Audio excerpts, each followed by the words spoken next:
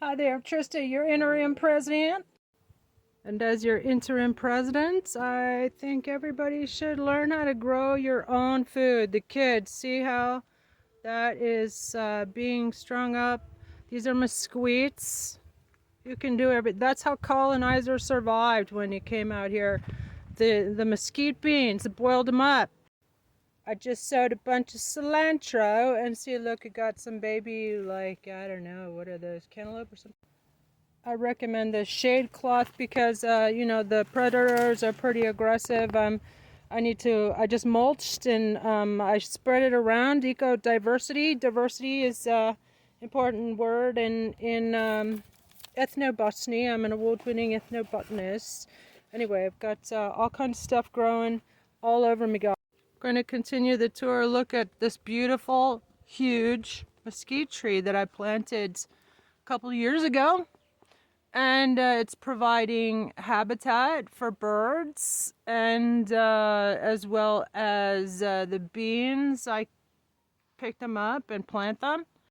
See, look at these baby mesquites. Nice. This is called companion planting. This is maybe a cucumber or something.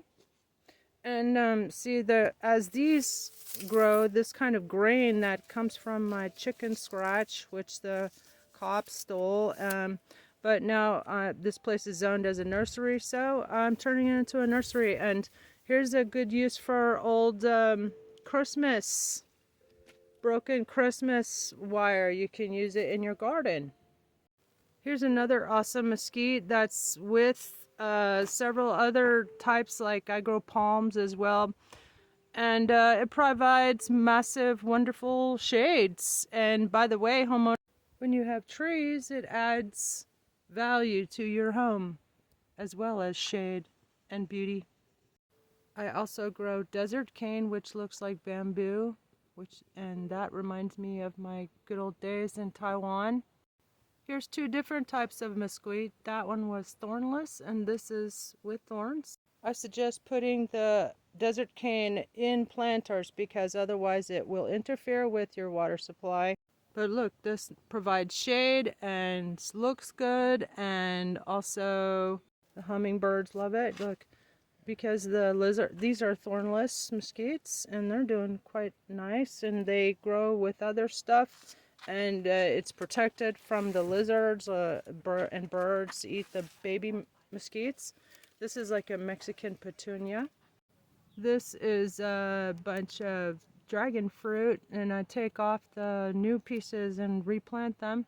But see, I put them with spiky stuff so that the birds don't like kill it off.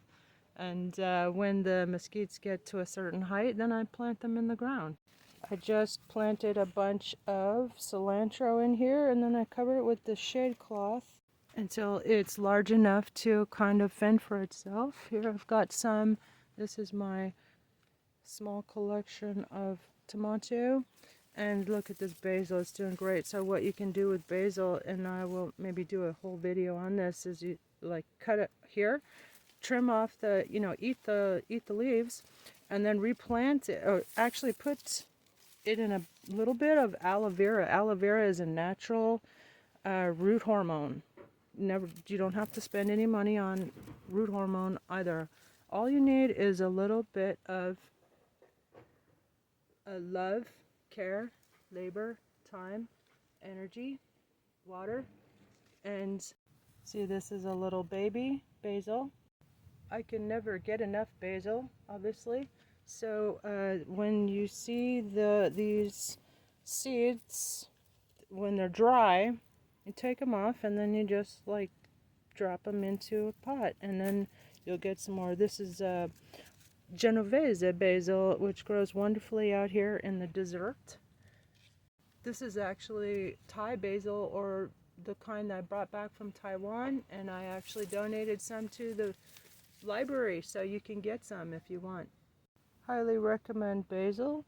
The lizards leave it alone, and it's very aromatic, and it's a wonderful like vegetable. You can add it to so many things. Needs a little more water. This is some kind of like barley or something from my chicken scratch,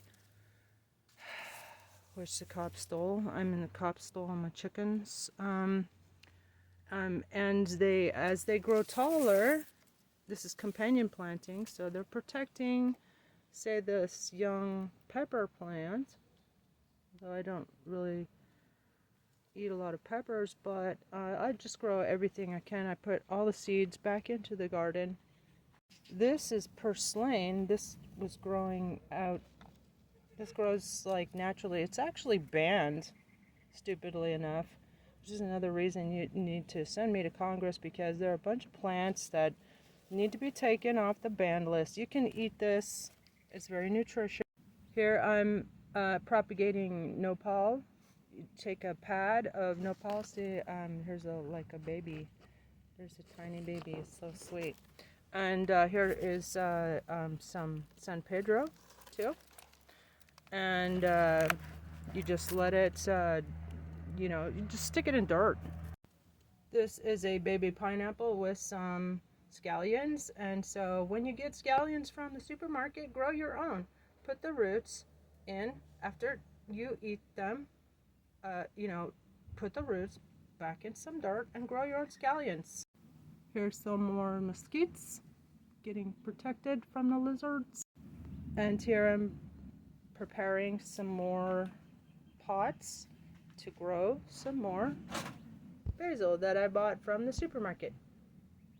This is basil that I've grown all from seeds in bird cages, which used to house my service chickens when I was raising them. I grow several types of aloe vera. And check out this nice big planter of canna lily, but it also has some baby date palms. I collect the dates from near the courthouse, where I've been spending a lot of time lately, the past couple of years, since I was raided by the Gestapo in this country. And look, so I put mesquites. There's mesquites, and these are baby palms, hopefully date palms, and then I share them with my friends and wait for a time when they are big enough to replant into the soil. And as long as you water them every day, they do just great. Here's another one I'm planting in my front area to give a kind of tropical feeling. I am Trista for Congress in Tucson, September 15. Write me in. Wouldn't you rather have an elected official who teaches you stuff like how to grow food? I'm Trista for Congress, Sheriff, and President. I'm your interim president and House Speaker, since there's a dearth of leadership in our government. Send me to Congress September 15. I'll clean it up single-handedly. Give me a week.